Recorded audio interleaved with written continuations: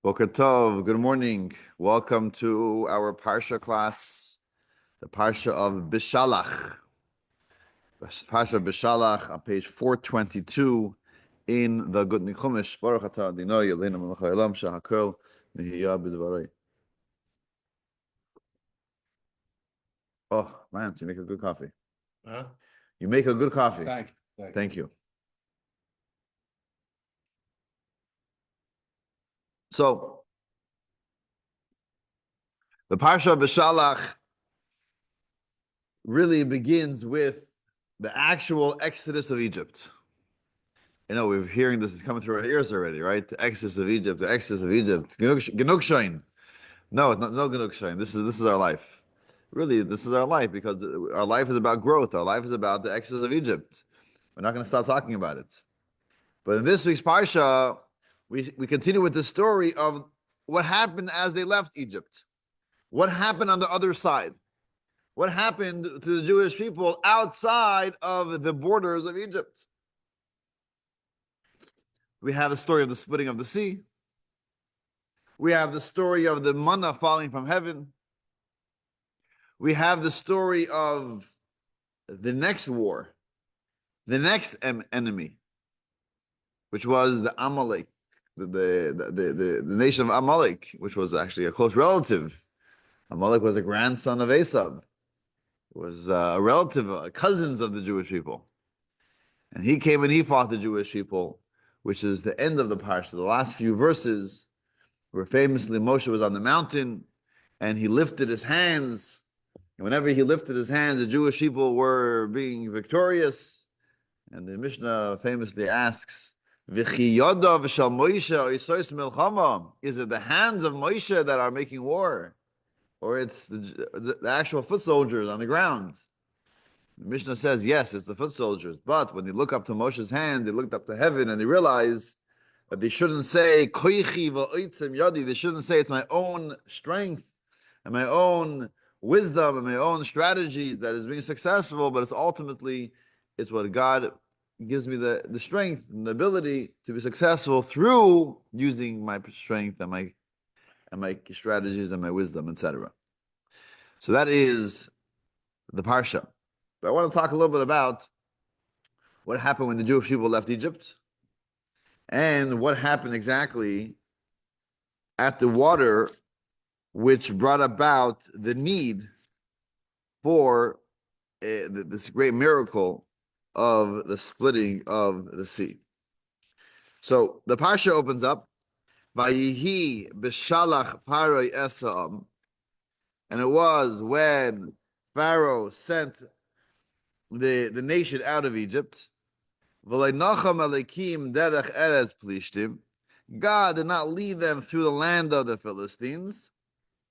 Ki karevhu, because it was too close. Ki amar elikim, because God said, Peninachim ha'am b'oisam milchama. When the people see our way, they may regret leaving. V'shavu mitzrayma, and they will return to Egypt. They'll see a war. They might regret, they go back to Egypt. Now, we all know that there was a splitting of the sea. We'll get to that in a moment. We know of people who have journeyed from Israel to Egypt, or from Egypt to Israel, without having this issue of the sea, without taking a boat, right? Without having any water in the way.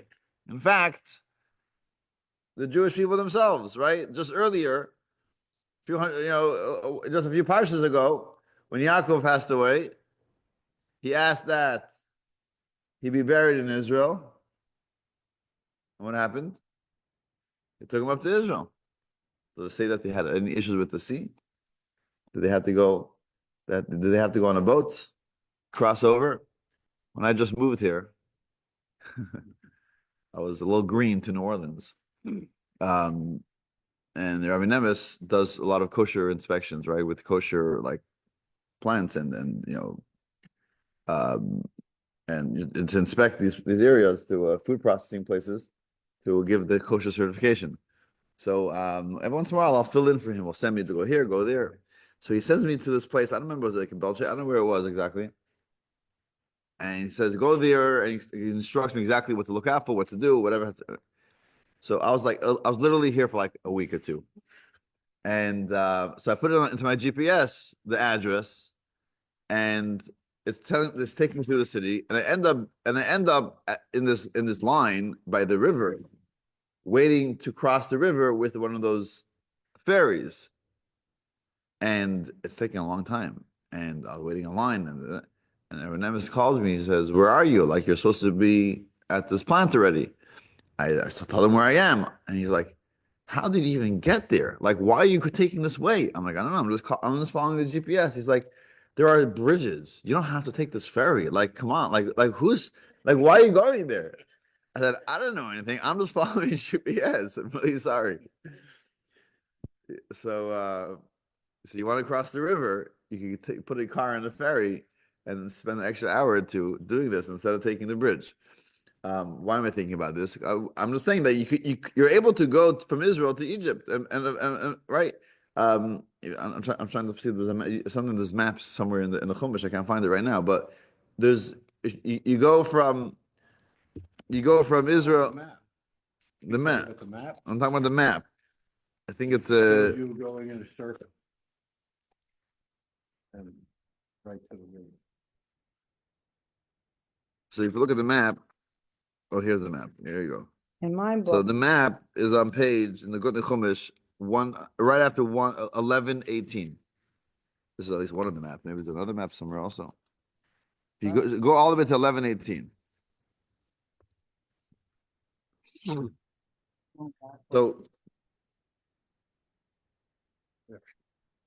right. So you have Egypt. You have Canaan.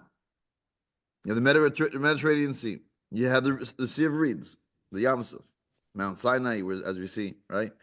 So Egypt is on, the southern, the western point from Canaan, from Israel, right? And then there's the Sinai Desert in between. So if you wanted to go from Egypt to Canaan, what do? You walk along the sea, you walk along the Mediterranean Sea. It's true, this is called the area of the Philistines, right? And you go through Canaan, through the south, right? That's all it takes. Now today, if you look in the modern map, this Sea of Reeds on the left is actually connected to the Mediterranean, right? That's called the Suez Canal, right? Remember the Suez Canal, right? Everything that's going on there. That in order to get boats, from the south to the north, so they dug this channel. But this is only however recent that was. But for all of antiquity, right, you're able to go on the land. And as it was done, they took Jacob up to Israel. Jacob came down from Israel to Egypt. Abraham and Sarah came down from Israel to Egypt. They went back, right? People were traveling all the time. And guess what? It didn't take long. It wasn't a long journey. It wasn't a long journey. It was a few miles, right? But here, God, seemingly, if God wanted to take them out of Egypt and take them to Israel, he would have taken them through the land of the Philistines, all the way up, straight to Israel. But God did not do this. God took them in a different way because God was afraid if they're too close, if the Jewish people, you see how much trust he has in the Jewish people. If the Jewish people will see some war going on and trying to conquer Israel, they may say, this is no fun. Let's go back to Egypt. Egypt is just down the block. It's not a big deal. We're not too far. Right? Luckily, we're not too far. So they'll just head back south to Egypt. Verse 18 says, so God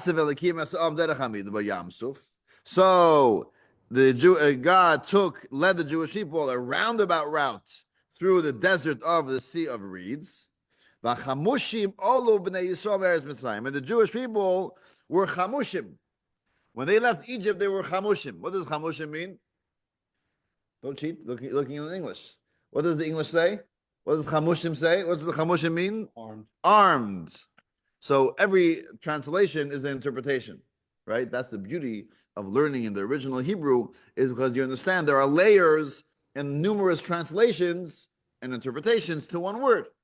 So when you're translating the Chumash, you have to choose. You got to choose one translation, right? But we know that there are 70 faces to the Torah. There are 70 ways of understanding every verse.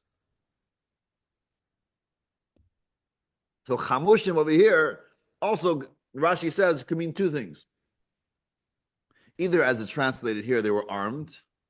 They left armed, meaning they were ready. They're ready to fight. They knew they might have to fight. They knew maybe they're fighting in Israel. Maybe Pharaoh is going to have a change of heart and come after them. So they were armed. They were prepared. Chamushim also has the same etymology as another word, right? What's this book called? A chumash. Oh. Why is it called a chumash? What does a chumash mean? You never thought of it before, right? We call it a Bible. We call it I don't know, right? What's the Torah? What's the chumash? The Torah. I'm sorry? The Torah. That's The what Torah, yeah. That's what I We thought refer to it as a Torah, but what's the chumash? Why are we calling it a chumash? It comes from a Hebrew word, which is a number. Chamesh. You know the Hebrew numbers? Echad is 1. Shtayim is 2. Shalosh, 3. Arba, 4. Chamesh, 5. 5. Okay, the Chamesh means 5. Moses, Why is it called the Chumash?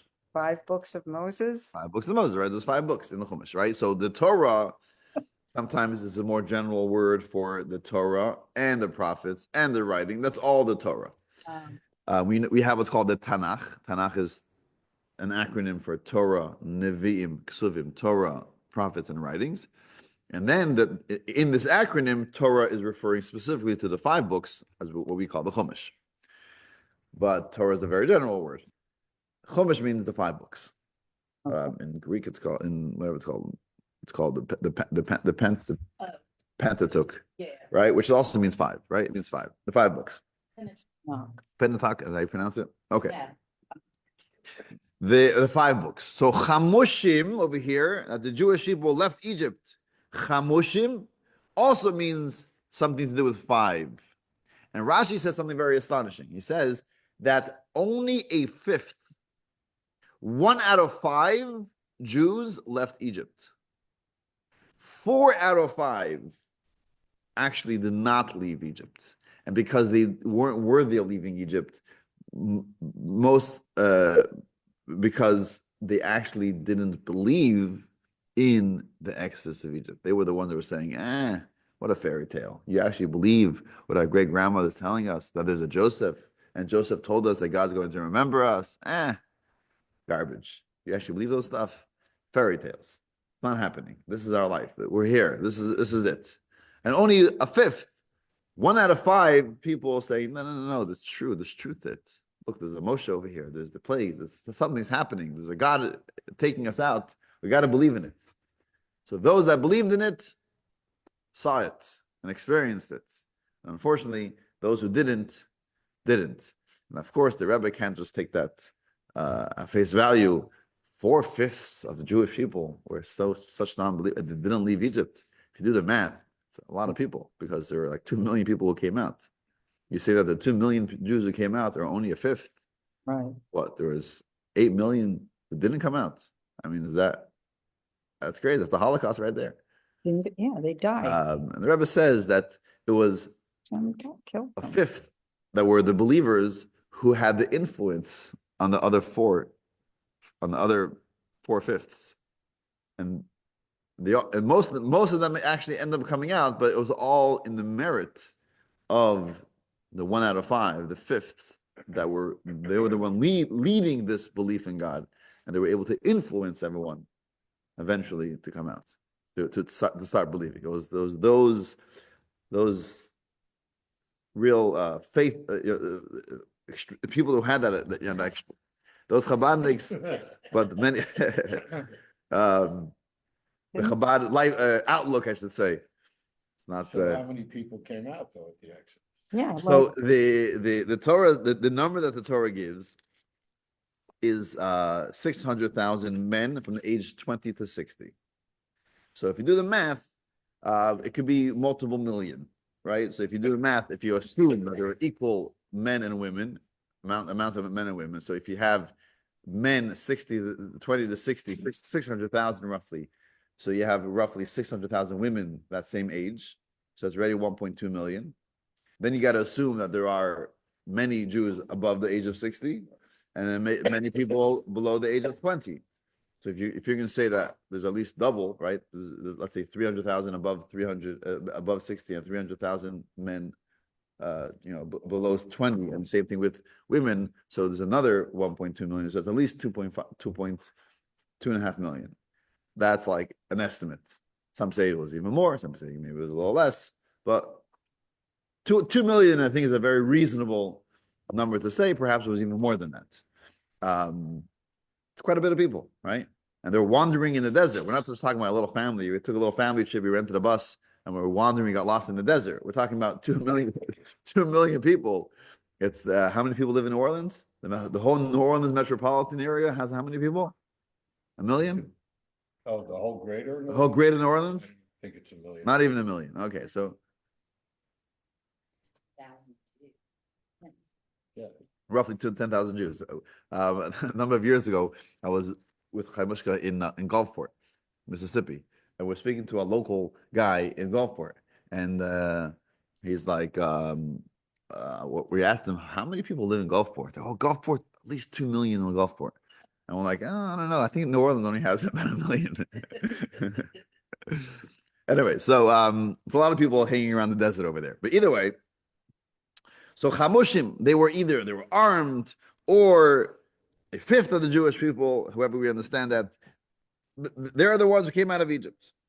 And Moshe took with him the Joseph, the coffin of Joseph, which is a story for itself, how he found it, because it was hidden by the Egyptians. They hid it, and they had to find one of the elderly Jews, Serach, the daughter of Asher. She was from that generation. She was, I think, the only direct grandchild of Jacob, of Yaakov, who was still alive. I don't know that for sure. Maybe, I don't know if Yocheved was alive at the time. Maybe Yocheved, Moshe's mother, was also alive. I don't know. But Sarah, the daughter of Asher, was also alive, and she remembered. She was from the ones who came down to Egypt, so she was obviously very old. I don't know.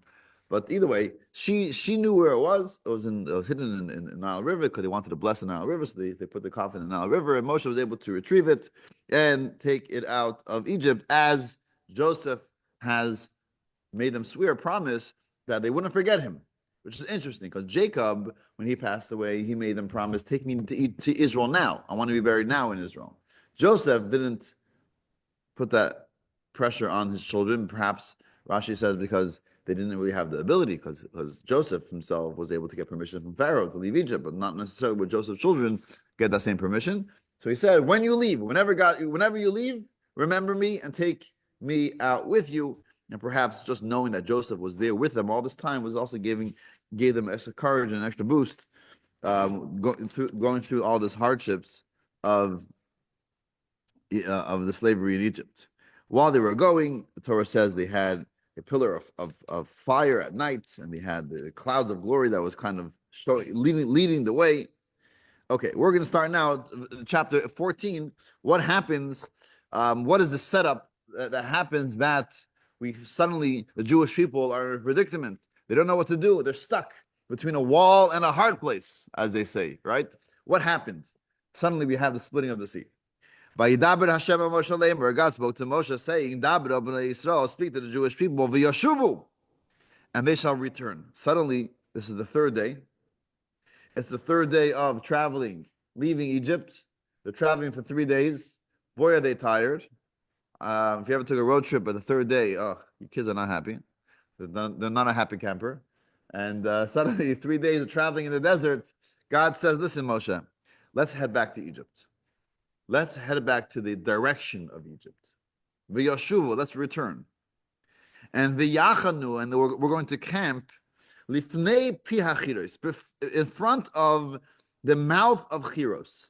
We don't know exactly what this is, but Rashi says pi hachiros was actually one of those cities. If you remember what Pharaoh was doing to the Jewish people, he was forcing them to build these two cities, Pisom and Ramses. Pisom was one of those places where it was very difficult to build, and there was like basically like labor that wasn't going anywhere because it would just like fall into the ground, and it was just pointless. It was just like kind of building just for the sake of building without actually accomplishing anything. But either way, Pisom, another name for it was Piachiris. He said, go back to Piachiris. There were like these two big, very large boulders that were set up over there. And I want you to go between these two boulders. Go back to this place, which is not far from Egypt. Bein Migdal, but between this place called Migdal, some say it was a big tower, like a watchtower, that was also at the outskirts of Egypt. Ubein Hayab, and the river, and the water, the sea.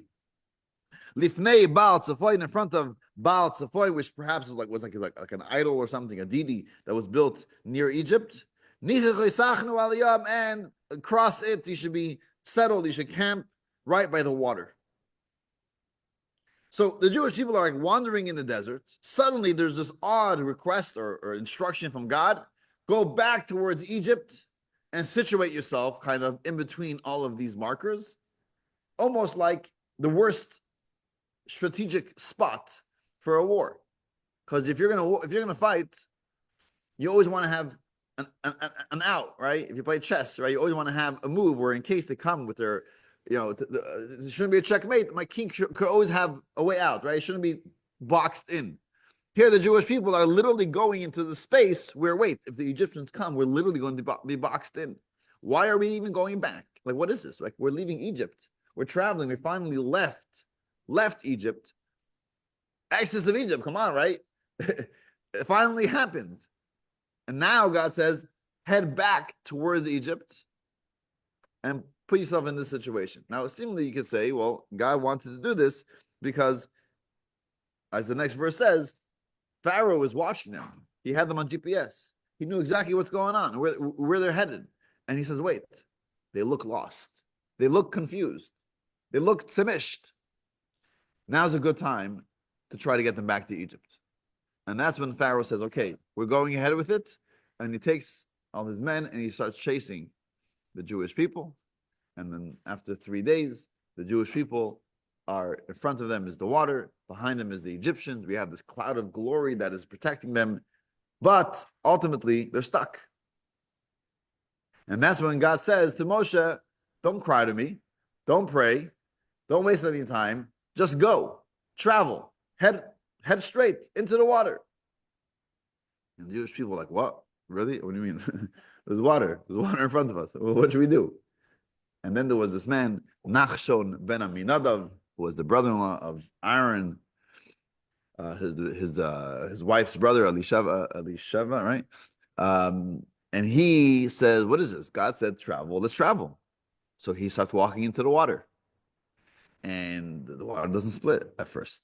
And he's walking, and everyone's watching, and he's walking, and he's walking, and he's walking further and further, and it's getting deeper and deeper and deeper. And suddenly, it's basically almost at his nostrils. I mean, what's going to be? And then suddenly, boom, a strong wind comes, and the water splits, and the Jewish people are able to walk through the water in dry land. And there are amazing miracles. We are told that there were 10 miracles in Egypt. There were at least 10, perhaps even more miracles that happened while the Jewish people left, traveled through the water. There was a godly revelation, there was prophecy. It was an amazing scene, amazing experience. The Jewish people walked through the water in dry land, and as they leave the water, the Egyptians chase after them, and then the water came crashing down. They all drown, and the Jewish people are saved.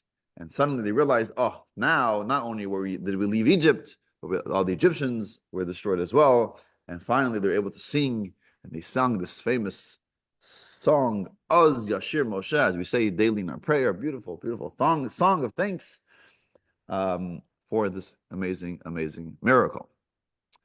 So today, during the Haggadah, when we sing Dayenu, part of the 15 Dayenus, part of the thanks that we give is that you led us through the water in dry land, right? We didn't have to do that, right? So we thank Hashem for that. So that's the story. But if you think about the story, we have numerous questions on this story. And the questions really is, why was this needed? This whole show almost. God couldn't just take the Jewish people to Israel. Like, why did he have to do this Sure. to What to God- make this whole miracle of the splitting of the sea? So that they would Straight. believe more. Power and strengthen their faith. The same Yeah. thing he did in Egypt. He could have gotten them out with maybe a plague or two, but he hardened Pharaoh's heart because he wanted the Jewish people to see that what he could do, no matter what Pharaoh did. And he wanted So it's like an additional, it's almost like a continuation to what was going on in Egypt. This is another one, just again to kind of show his might and show that he could destroy the Egyptians. Yeah. Thinking that he wanted to make sure they were obedient. That who the Jewish people, Yeah, and how is that done through this? because, for, because of how we had them turn around, I'm sure everybody said, what, is he crazy, But they did it, and it meant that they trusted that God was gonna That's take care. a very good point. And then the guy walking into the water, and he's going up and up and up, and he's still walking, so Yeah. he had faith. Just to add to what Jill, to build on what Jill was saying, is that there's actually a verse. I forgot exactly right now what the verse is later on. I think in Numbers or Deuteronomy, where we refer to the fact that the Jewish people went into the desert almost like blind, with like a blind faith, allowing them to like kind of trust in God that we'll be fine, right? Like this week's Parsha, we have the manna, right? When I travel, when I travel an hour away with my kids, I'm like taking the whole pantry with me, like just in case we need food. What's going to be, right? So I'm like going with like suitcases of whatever, just in case, right? And here, the Jewish people, 2 million people, what did they go with? A little some crackers, some matzah. I mean, it was enough for how long, right? They didn't have anything, right? But they trust in God. They're going to the desert. There's no food. There's no vendors. There's no restaurants. There's no supermarkets. There's no nothing, and they just went because they trusted God, and God appreciated that. And God mentioned that later. That like I appreciate the fact that you went and trusted in me. So that's like kind of the thing. The fact that God says, "Go here, go there." We're wandering around the desert. Go back to Egypt, and we listened. We just listened because God told us to do so. That is a very good point. The Ibn Ezra, one of the commentators over here, says that basically it was done because this was the way to destroy the Egyptians, right? That destroy the Egyptians through this this whole trap almost with the sea, which kind of needs some deeper, better, more explanation because God obviously has so many different ways. He had to make this whole thing with the Jewish people going into the water and then following them. He could have come up with other creative ways as well. There's another interesting interpretation by the Ibarbanel, who was like a Spanish rabbi. He was there during the Spanish expulsion in the 1400s. But either way, so in his commentary, he says that really it was like a statement. It was supposed to be. It was supposed to be a public statement. When the Jewish people were in Egypt, there was this. There's what's it called? A media censorship. What was going? It's like you go today into Iran or to where like there's a control on the media, right? You can't just post anything. We don't know exactly what's going on in certain countries because there isn't free press. There was no free press in Egypt. So ultimately, what did the world know about what was going on in Egypt? Very little, because no one left Egypt. And maybe they heard of bits and pieces from, I don't know, somehow, but like no one knew. So even the major plagues that were going on in Egypt, no one outside Egypt really heard about it. Because how would they? The borders are closed and there's nothing coming or going. So people all around the civilized countries at the time, wherever Europe and Israel and wherever people lived, Africa, no one knew really what's going on in Egypt. So now suddenly the Jewish people leave Egypt. The walls are broken. Jewish people leave. Now they're in the public eye. You heard about this? The Jewish people left Egypt. Oh, wow. Now, this splitting of the sea, that was a statement. That was meant to be front page in all the newspapers. In the Canaan Times, it had a front page. God splits the sea for the Jewish people, right? Right. This was news. And in fact, interestingly, we find that in the song that they sing afterwards, they mention this, like the miracle, in addition to them actually saving the Jewish people and destroying the Egyptians, part of the Thanksgiving lyrics in the song is that all the nations of the world are talking about it. Wow. You heard what the God of the Jews did. 40 years later, when Yehoshua is sending spies to Israel to scout out the land, to eventually to get into Israel with the Jewish people later, 40 years later, they hear from Rachav in Jericho and Yericho. She still remembers hearing 40 years earlier of what happened at the splitting of the sea. So the effect was obviously great. And the Abarbanel says that perhaps that was the only reason why it was done. To do something big, do something, newsworthy. We're still talking about it till today, exactly, right? Still talking about it. But of course, there's obviously more and more layers to this as well. There's more to this idea of the splitting of the sea, which is interesting because I mentioned what it says in the Haggadah. We have like this it's very soft place in our heart for the Haggadah. We all love the Haggadah. I mean, Haggadah is something, it's interesting, it's special. It's Passover. Recently, I started studying with someone Hebrew reading, and he says, I want to learn to read Hebrew just so I could be able to sit with my daughter at the Seder and read the Haggadah together. So it's something special about the Haggadah. So in the Haggadah, we mentioned that the Dayenu, and the Dayenu, we say in one of the Hayenos that we thank God that He took us out, He took us through the water, He split the sea, and we walked in dry land. We walked in dry land. And some of the commentaries that ask, what's this emphasis? Dry land. And if it wasn't dry, it was a little wet, some puddles there, a little muddy, and we were saved from the Egyptians, we wouldn't be happy. I mean, why did God have to do that? Like dry land. I mean, imagine this. You think about, you see videos now of the hostages coming out of hell in Gaza. If you ask one of these people, Gadi Moses, 80-year-old guy, after 400 and whatever it was, 80 days in as a hostage, he comes out. You ask him, the ground that you were walking out, was it wet? Was it dry? Was it carpet? Was it with pavement? And he's like, what? Like I don't care about that. That's not even. I'm thinking about my life. I'm thinking about my family. I'm thinking about coming home. What type of I don't care about that. It's so unimportant.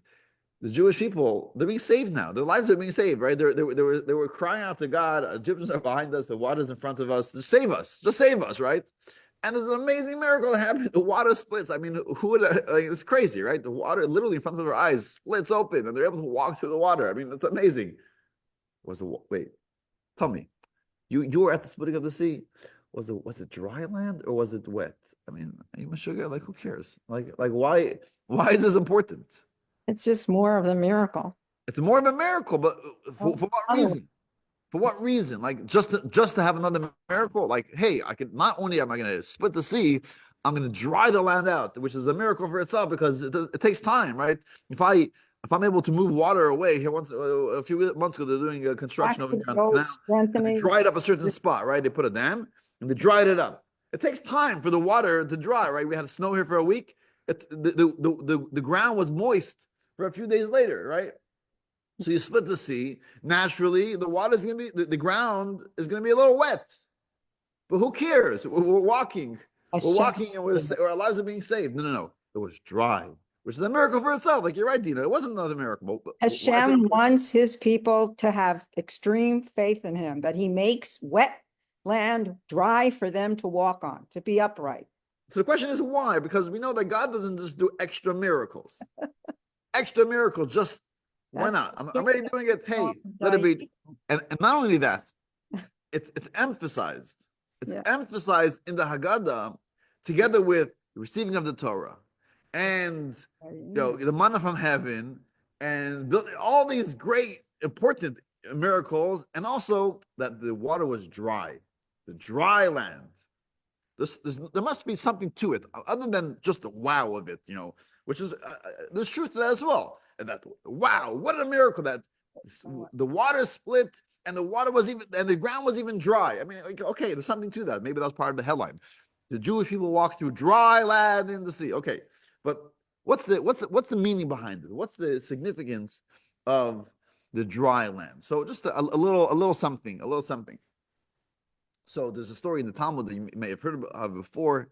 The story goes in the time of Rabbi Akiva, which goes back towards the end of the second temple era, roughly 2,000 years ago. The Romans are very much in charge of the land of Israel, and they put various decrees against Torah study. And we had this going back all the way, even during the temple era. And it was very difficult for Jewish people. And they had to go into hiding. I mean, almost like the story of Hanukkah again. And there was a great sage, Rabbi Akiva. Rabbi Akiva lived, and eventually he was actually killed by the Romans. As we know, we say that on Yom Kippur, he was from the 10 martyrs. Terrible ending to his life. It's a 120-year-old man. They killed him on his birthday. But there was a Jewish businessman who comes to see Rabbi Akiva and says, Rabbi Akiva, why are we doing this? Why are we risking your life, or you're risking your life, you're risking your student's life with studying Torah and hiding? The Romans are going to come, they're going to find you, they're going to kill you. Like why? Why is it so important? So what does Rabbi Akiva answer them? You remember? What would you answer? You study Torah. You got to keep it alive. So Rabbi Akiva could have answered, it's that important. It's just that important. You got to keep it alive. You got to do it. But Rabbi Akiva gives like this interesting analogy with the fox and the fish. Oh, so the fox and the fish, the story is, are you familiar? Remember this? I'm sure I've said this before, where there was a fisherman who, not fisherman, there's a fox. Fox. Yes, The fox comes to the riverbank and he looks into the water and he sees a fish that's swimming like a mashugana. And the fox tells the fish, what's going on? Why are you swimming this way? What's the hurry? Why are you so nervous?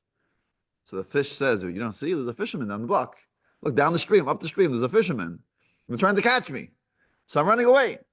So the fox says, fish, I have a great idea for you. I'll protect you. Come to the riverbank. Come to the dry land. Come next to me. I'll make sure that the fisherman doesn't get you. What does the fish respond? The fish says, fox, what a fool you are. If I remain in the water, I have a chance. Maybe I'll be caught, but maybe I'll live. But if I come to the dry land with you, I'll for sure die. And Rabbi Akiva turns to this man and says, the Torah is like water. If we study Torah, we have a chance. Maybe the Romans will find us, but maybe not. We have a chance. But if we don't study Torah, we're dry, and at least spiritually, we're not alive. There's no point to it, right? So it's a beautiful story. But there's, Rabbi Akiva could have just told him that, no, we have to study Torah. This is our life. But he uses this analogy of the fish in the water. And it's understood that Rabbi Akiva was telling him, there is this idea of fish in the water. We have to compare ourselves to fish in water. What is the difference between the fish or all the creatures in the water and all the creatures on dry land? The fish in water, there's something uniting everyone. There's like a common goal or a common denominator or something that connects and unites everything in the water. Right? We have a fish tank over here in the lobby. You look at the fish that's all swimming, and what unites everyone? The water. Because their oxygen comes through the water, right? They need to be in water to live. And you see clearly how everything is connected to one source. We're calling it the water. Everything in the water is living because they are surrounded by the water. That's their life force. It's all the same. Their vitality comes from the water, and you see it very clearly. So even though this is this type of fish, this is that type of fish, this type of creature, that you go down, you watch videos of people, deep diving in the water. They're fascinating what you find in the water. All these various different types of creatures, but they're all have the same source, which is the water, and they're all in the water. You have dry land, you have creatures on dry land. What it seems to the naked eye is each thing is an independent existence. It's all on its own, right? What's the connection between that and this? Nothing. They just happen to be on the same Wouldn't it be oxygen? oxygen, but it's not seen to the naked eye. The truth is, right? If you think about it, that is true. We all have the air that we breathe in, right? The oxygen, but we don't see that. That's something that we understand, but it's not seen to the naked eye, right? So it seems like everything is on its own. So the idea of independence, dry land represents the idea of independence, separation. Water represents unity, which of course, when it comes to a relation with God, we understand that water represents godliness, because godliness, when we understand that we all are created by God, we're all serving God, we all get our vitality by God. That's like creatures in the water. We understand that we're all here together. We all have the same mission, right? The opposite of godliness, what we call klippa or negativity, or that is represented in the idea of dry land, right? But ultimately, like Jill's correctly pointed out, that even creatures on the dry land also have something uniting us, which is the oxygen, but we just don't see it. We all have the godly vitality that's giving us life. We just don't see it. But we have to think about it, and we have to know that this is the true reality. Jewish people leave Egypt. Egypt is a place where we don't recognize God, right? Recognizing God is what frees us, right? When we're just serving ourselves, Pharaoh felt that he was his own God. That is a mentality, a perspective, a life of dry land. The Jewish people left Egypt, but in order to take the Egypt out of the Jews, not just the Jews out of Egypt, they had to actually experience this idea that seeing how even the dry land is godliness. And that was the idea of splitting the sea, where you're opening the sea and you're seeing that within the sea there's land, and the land is dry, and on the dry land the Jewish people are walking through a miracle of God, recognizing that the dry land is also godliness. So it seems like we're all independent, we all have our own existence, and we have nothing to do with you, and I am my own God, I am my own, but ultimately the dry land was part of the miracle. The dry land was really revealed that this is truly like within the water. That was why it was so important. That was so important that they specifically, in general, there should be this miracle of the water. It wasn't just a technicality in order to get the Egyptians, but to was talking to the Jewish people. Walk on the dry land. I mean, it wasn't just the miracle of the splitting of the sea. It was an essential part of the miracle was to walk on dry land in the sea. That was the idea, that the dry land, what seems to be antithetical to godliness, to Judaism, our independence, that is really ultimately godliness. And this is something that we kind of think about, and it's like our perspective when we go through life and we see things that seem to be so real on its own, and something seemingly which is not godly, something so it looks so real that's pulling us away from godliness, and we get intimidated by it. A certain situation, and we feel like I know what's right, but look at this. This is so enticing. This looks so real and so exciting. And thinking about it, saying, no, ultimately that's just to the naked eye. That's not the truth, right? It looks like this person, but look, there's oxygen, right? It looks like this person is independent, but it's really like a fish in water. And the Tanya says something interesting. It says, based on what the King Solomon says, the idea of dispelling darkness with some light. It says, darkness seems so real, seems so dark. But from the fact that the moment you turn on a light, instantaneously, automatically, without any effort, all the darkness dissipates. It tells you that the darkness was never something real in the get-go, from the beginning, right? It just seems so dark. But if it was something real, then it will take more effort to dispel the darkness. From the fact that all you need to do is just light a little candle, and then it's easy, it's automatically, and it dispels a a disproportionate amount of darkness, it's because the darkness was just a lack of light. It was nothing real. There's nothing really to it. And the world around us seems sometimes so daunting and so real and so like, how am I going to take on this challenge from a, I know what's right, I know what God wants, but this seems to be so difficult. And then something we try and we realize, you know what? There was nothing to it. I heard a story not too long ago where this person was going on a date with his wife. And he says, okay, we're going to go to this event, to this dinner, or to whatever it was. And it was like a little bit of fancy dinner. It was a little above their usual type of place to go. And she felt like she didn't have she didn't have the proper attire to fit into this type of crowd at this certain event. So she actually went to a friend of hers, a good friend of hers, and says, do you mind if I could borrow maybe some jewelry, maybe a good dress or something that I could dress appropriately for this event? And she says, sure, no problem. So she lent her a dress and a very nice piece of jewelry. So they go to this event and they had, a wonderful time. She fit right in. She felt very, very comfortable, very comfortable. And then she comes home and she looks for that, I think it was a necklace. She looks for the piece of jewelry. She can't find it. She can't find it. She lost it. I mean, she went crazy. It was a beautiful, beautiful piece of jewelry. And her friend, a wealthy person, it was probably so expensive. She didn't know what to say. She goes back to the hall. She goes to the car. She retrieves her steps. She's going crazy trying to find it. Nowhere to be found. She thinks maybe it'll show up. The next day she calls again, and she calls anyone bring in a piece of jewelry. For the next few days, she was going crazy, going everywhere that she went, trying to find the jewelry. It's nowhere to be found. Eventually, she has to return it. Like, what's she supposed to do?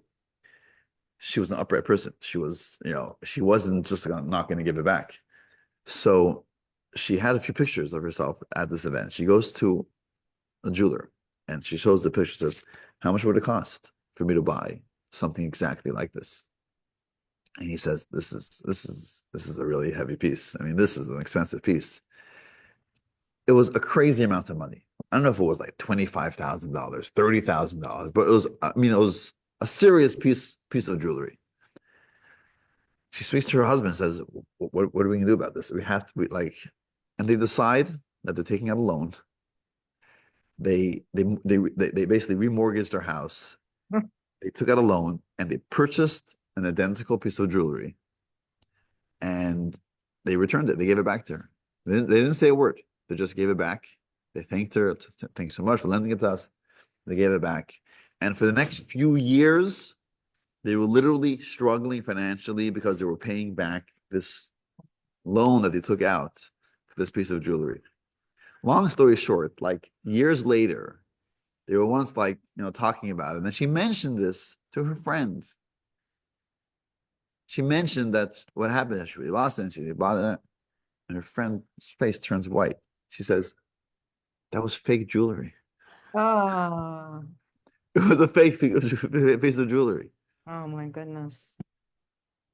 I mean, it's a crazy story. I mean, obviously, it's a beautiful thing that she was willing to do this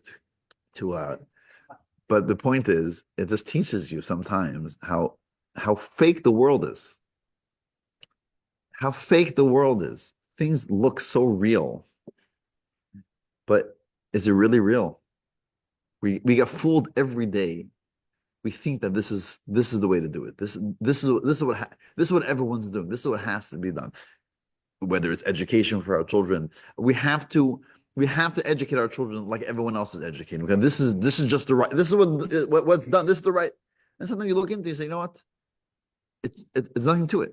There's nothing to it. Just because this is the way this culture or this society decided this has to get. Is this the way I have to do it? Is it real? Or I have to show up to a certain place. We had someone here Friday night that was very trying to keep Shabbat, and he was having a little inner struggle with what you're doing, with all the friends are doing, and he was trying to think. It's like this is just like what everyone's doing. This is just like what I have to do. And realize, you know what? Sometimes just kind of step out of it and realize from outside perspective, is this, does it have to get done? Or like there's other ways to do it. And then sometimes the other ways are even better, but we get carried away with what seems to be so enticing, so exciting, and so real to us. But the dry land ultimately looks like an independent existence, but really it's in the water. It's all connected to Hashem. And all you have to do is just light a little candle, just add in some positivity, just add in bring in some value, some meaning, some godliness, and you see it all shines. And you see how you see the true truth very quickly. So I'll leave you with that. That's a little thought about the splitting of the sea. And hope to see you next week. A quick announcement for those who have like to join us for our JLI this week. It begins on Tuesday morning. We have a nice bagel breakfast sponsored by Jill. And we have a dinner at 7:30, a shawarma dinner by Linda. Or you can join us for Zoom and get your own food. I'm sorry, I'm not sending you food, but you can join us on Zoom Tuesday morning and Tuesday evening, decoding the Talmud. We'd love to see you there. Please let me know if you'd like to join us. Still here. I didn't go anywhere. I'm still here. Okay. All the best. Have a Shavua Tov. Thank you, Rabbi. Take care.